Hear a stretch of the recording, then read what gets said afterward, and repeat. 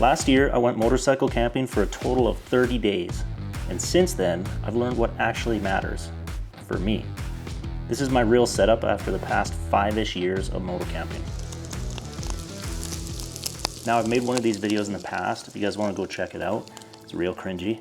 But since then, I've actually upgraded a few things, turfed a few things, and some things that I just will not go without. Let's dive in. So I'm going to break this down into 4 different sections: shelter, cooking, tools, and personal. So for me personally, when it comes to moto camping, the number one thing I need to be is comfortable. Because if I'm not comfortable when I'm camping, the likelihood of me actually going out and wanting to do it again is getting pretty slim. So kick it off with a tent. I've been using this MSR Elixir 2 tent for quite a few years now. I want to say 5+ years. And I've been thrilled with it. Now, it's one of those items that you buy once and cry once. I think this was roughly around $300. So a little bit on the higher end for tents for moto camping, but I've had 0 issues with this. It's been great. It's been holding up like no problem. So what more can you ask for a tent? You can get smaller ones, yes, but this one fits me pretty comfortably. I can put all my gear in there as well while I'm sleeping. They're pretty good. Next on the hit list is the Climate Insulated Static V Luxe. So this is just the bigger version. They got a couple different sizes. This basically has an insulation inside there, so it's gonna stop some of the cold from actually coming up in the ground and hitting your back. So that does help. And I'm sitting at around 6'2", and my feet don't dangle off on this too much. Now, I don't know if I would actually go and try and buy another sleeping mattress. Again, one of those things, if you buy good to begin with, you're set for quite a number of years. So definitely suggest checking this out if you guys are looking for something. They may have some better version of it now. This was quite a few years ago that I bought this, probably about 4 or 5. So up next, what's a mattress without a sleeping bag?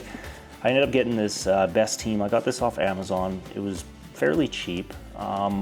There's definitely a lot better sleeping bags out there. I know that for sure. This one does pack down pretty lightly. I've been flip-flopping if I put this in the actual sleeping bag form where you completely zip it up, but then I feel kind of a little restricted. I prefer almost just like a blanket style. It's a little bit harder to do when it's a lot colder weather, so there is that. Saves a little bit of space. It can squish down quite a bit. Now I also got the Climax pillow. I'm on the fence about this one. I like it and I don't like it. Now what I mean by that is I kind of like a pillow where I can rest my arm underneath and it squishes in between. So I've tried playing around with how much air I put into it while I'm using it. And I feel like it's just a little too small. So what I end up usually doing is if I have a jacket or my extra clothes bag, which I'll get to in a minute, I'll usually put that underneath and then with the pillow, and then I have a lot comfier to sleep. So in terms of just a pillow on your mattress with your sleeping bag, for me, this isn't quite the one, but it works in the meantime. Now, a quick little thing that I bring for shelter is a tarp. Now, this has come in handy quite a few times because here in British Columbia, it does rain quite often. So there's a lot of times when we're setting up camp and we're on a bench and we're trying to have some dinner or lunch or whatever we're doing, it's nice to throw the tarp up there and then we kind of get a clear area to eat and not worry about the rain coming down. So this packs, again, you can fold it a lot nicer than what I have here, but it does pack down quite nicely and you can stuff it in anywhere pretty much, and then you're set. So a lot of times you don't need it, but when you do need it, it's nice to have. So depending how long I go for, usually I'm camping for 1 to 2 nights, and I'm typically packing enough food for that weekend. I usually pack it in this kind of big Milwaukee bag, and it just has everything in there. You can squish it. Don't worry about getting this all damaged up. There is better ways to pack it, but this seems to be working for me, and I got everything right in there. And when I have lunch or dinner or anything, just pull it out of the bag and she's ready to go, and all those supplies are in there. Next up, I do carry this very, very dirty 4-liter water bag. Now I've come to the realization is when you fill this up with 4 liters, it feels like 4 liters of water. It's heavy on the bike and it does take up space. So again, if I'm only going motor camping for 1 night, I'm only gonna fill this up probably 1 to 2 liters. So it doesn't take as much space and doesn't weigh as much as it needs to. I should maybe think about getting another one, or at least trying to clean this a little bit better, because This is kind of nasty looking. Oh, but I assure you inside is a lot cleaner than what it looks outside. On to the meat and potatoes, figuratively.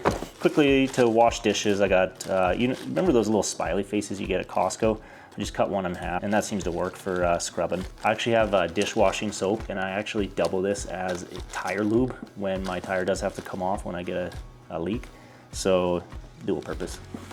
Not a big deal. All right, I got my Sea to Summit plates and bowls here. This is getting a little old. I used to have a crack right here, and I did that pretty much the first ride out that I did, but now it's starting to go a couple different ways. Oh no, and this is coming apart. Oh no. So it might be time for a new one. We'll see. This is a nice kit. Where the heck is my fork? Okay, I'm missing a fork in my kit, so I'll be on the hunt for that. Probably is time for a new one. Yeah, so it comes with a cup, all foldable, very easy to wash, super nice, packs down easy. If you do get something like this, read the instructions, because look at this. Look at this, like a dummy. I burnt it. User error, so don't do that. And then also, oh lovely, look at, I didn't even, oh no, that's just stuck in there. I think it's time for a new one. I think I might need to get a new one of these, but I've loved these. I've had them again for probably 4 or 5 years. They have been great. They are a little bit pricier. Again, one of those things, pay once, cry once. I'm gonna say that quite a lot. Missing a fork, that's lame. Next up, I got a little tiny frying pan, cast iron. I ended up taking the handle off of it. It's pretty light actually, and it's a perfect size, so if you have sausages or eggs or whatever you're cooking, this does a great job. So an actual dedicated little tiny frying pan goes a long way. So this is my little MSR stove. Once again, one of those pay once, cry once type of things. Look how small this is. Now this was a little design upgrade from their previous model. In terms of when the wind hits it, it's actually still gonna keep the burners alive. I couldn't be happier with this little tiny gadget. I don't think I would replace it for anything else. I know there's the jet boils and everything. I just prefer this.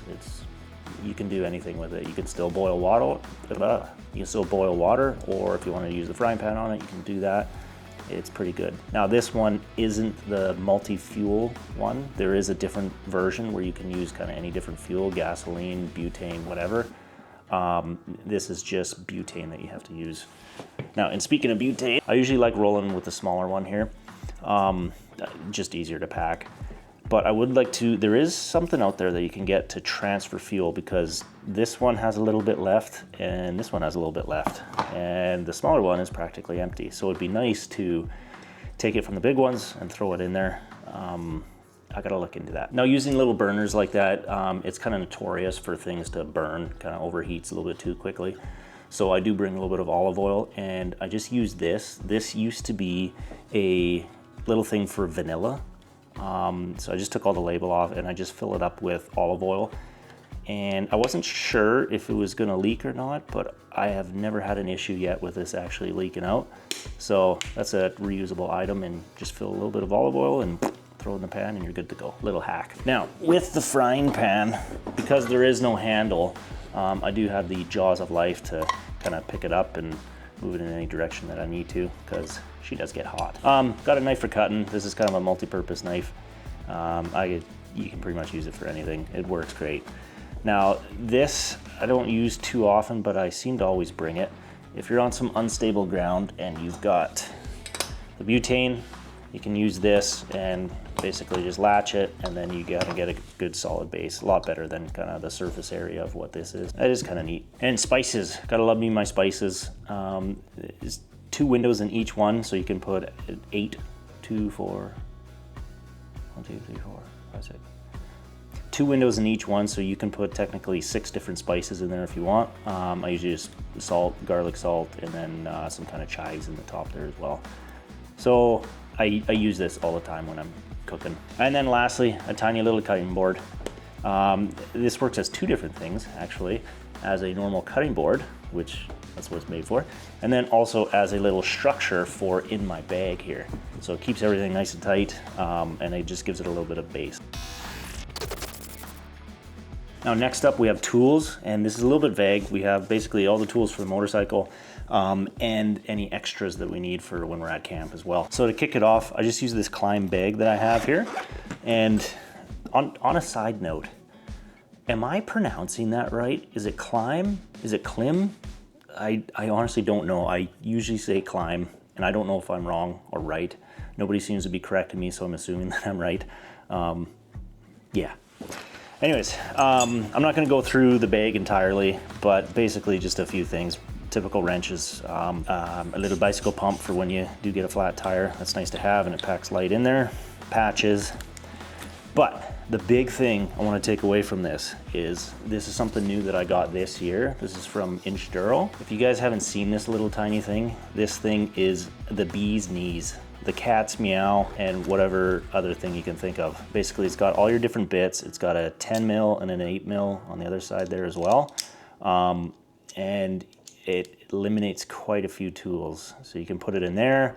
You can also put it there, so if you need to crack something loose, now you got a little bit more leverage. So this tiny little kit right here, this thing basically eliminated all of that, and you can use this kind of on your persons, and it's very nice when you're actually out there and let's say your hand guards slip off a little bit and you just need to tighten something or whatever you need to tighten down. Take this out, it takes a minute, and get the right socket, a little bit, and you're good to go. Super quick, super easy. This is their double track, and they do have a single track right over here. So even smaller than the double. Same thing, you can put your name on the back there, which is pretty neat. I didn't realize how cool these tools were until I've actually started using them, and I'm so excited to use them even more this coming season, because these are convenient and great and saves a little bit of weight, but these things, they weigh almost practically nothing. They come in such a convenient little pouch, or you can get one of these tiny little baggies here as well. So if you guys are interested in these, I'm gonna post a link down in the description below, and you can get a 10% off. But yeah, go support these guys. These guys are based out of Calgary in Alberta, Canada. They're doing some awesome stuff. They do have some other things you may wanna check out there as well. I do carry a tube. Now, I probably don't need a heavy duty tube. I could probably use just a smaller one and then it would pack down a little bit lighter, but I always bring this with me. In terms of what I bring when I'm actually at the campsite, it's not too much, to be honest with you. Basically, I'll bring some zap straps. I got a couple more I gotta put in here. These ones are kind of neat because they're actually reusable. Zap strap, zip tie, whatever you wanna call them. But these are nice because you can reuse them. I do bring a ratchet strap if you do need to tow something out. It'll work. There's better ways of doing it. Check out Duro. But this is just an option. So I bring it. Do I really need to? I've never actually used this for anything yet, so that may be an item that just gets turfed over time. I do bring some extra rope. Again, there is a lot better rope out there than this tangled twine thing, but it works. I usually use this for when I'm setting up my tarp. And then finally, little hand saw. I got this from Canadian Tire, and this is one of those items I don't think I would go without. I have used this so often just to cut down some little trees that are in the way. It is so convenient, light to put in, cheap as well. I think I paid like 15 bucks for this. So if you are in Canada, go to Canadian Tire, grab one of these. It's cheap, it works. Don't leave home without it. Plus, if I get my arm stuck, then you know I have something to chop it off with. So that was morbid. So next order of business is personal, and usually when I get to camp, I like kicking my boots off and just putting some comfier shoes on. So I got these cheap little shoes that end up working. They can be a lot grippier. There's better ones out there. This just stays in my backpack pretty much, and when I need to, slip them on, and it feels a lot better than just walking around in boots all day. Something that I never leave home without, I've learned this the hard way multiple times, is rain gear. Now, I actually bucked up some money and bought some proper rain gear. They do pack down a little bit easier once you take them out of the bag, and you can just stuff them in anywhere. I'm kind of inseparable with these now because it does two things, especially the rain jacket. It stops rain like it should do, right? Number two is when you're actually going in the morning, let's say, and it's a little bit chillier, this kind of breaks the edge a little bit. You put this over all of your rest of your gear, it stops the wind. It's very nice to have, and I use it quite often. So in here, most of the time I am actually sleeping in a hoodie. So I'll bring a hoodie, one pair of undies, one socks, now one pair of socks, I guess. All the essentials basically to brush your teeth and clean up and all that thing. And a toque as well, or a beanie, whatever you guys want to call it. This is invaluable, really. It keeps your head warm, because that's where you lose most of your heat, is from your head. So if you keep that warm, more often than not, your body's gonna be warm as well. Now this has been a lifesaver. These little tiny things, wet wipes. I think it's pretty self-explanatory why they could be lifesavers. So I won't go into the gruesome detail, but always bring some wet wipes with you. You got your different selections of mosquito repellent. I usually only bring one of these, but this one's kind of a rub-on one, and then two different spray ones. And I don't know what it is about my blood specifically, but they seem to attack me more often than not. Now, if you guys have been in an area where there's lots of mosquitoes and you're trying to eat, they can be very annoying. So this tiny little thing has been a game changer. It basically just goes over your head, over your hat, whatever you have, and it stops it. Now, obviously you can't eat through there, just put it in and eat, but when you need it, you need it. Now, another thing that's really nice to have is an actual first aid kit. Basically, we got toiletries, toothbrush, little toothpaste, soap, deodorant, things like that. If you are like me and you do like going swimming, this is a tiny little towel. Sea to Summit airlight towel. It works well. It's not the biggest towel out there, but again, it packs down really nicely. So it's just one of those things you can just throw in the bag and kind of be irrelevant until you need it, because it is nice. And then finally, kind of a little neck warmer that's nice for at night or even in the morning when you're riding the bike, or in the evening. I do bring bear spray. Now, there's been a lot of people ragging on me saying, why do you need to bring that thing? Why can't you bring a gun or anything? Number one, we're in Canada. We don't ride with guns. It's just not something we do. Number two, we get bears. We get lots of bears. Our last trip to Bella Coola, 1 week trip, and we found 8 bears that we came across. Now, have I had to use this? No. Is it one of those safety items? Yes. So that's pretty much it, what I pack on a bike. I'm not gonna dive into how I pack the bike. That's a completely different video. If you guys are looking for a video like that, let me know and I can whip it up.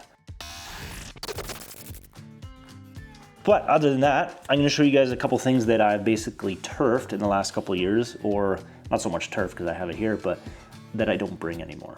Number one is a life straw. I know what you're thinking. Yes, this could come in handy. Has it ever for me? No. Here in Canada, for the most part, you go to a nice running stream, it's gonna be pretty good water. You can drink it. You're not gonna get too sick from it.